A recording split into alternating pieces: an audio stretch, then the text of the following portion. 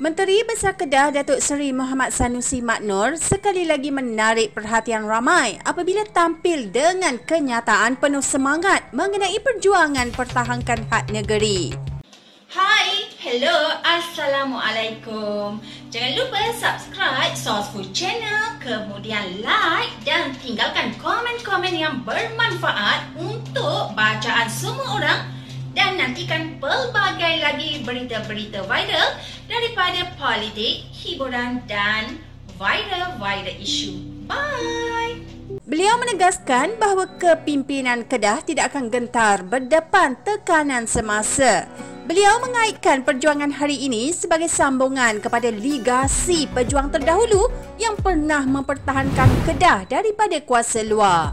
Saya adalah anak cucu kepada pejuang negeri ini. Saya yakin pada satu ketika kerajaan kepimpinan kita lemah, diserang, dikecam, dilanyak, dibunuh oleh kuasa besar. Sanusi turut menggambarkan bagaimana generasi sebelum ini melalui penderitaan dan harapan sambil menunggu zuriat masa depan untuk bangkit menuntut kembali apa yang hilang.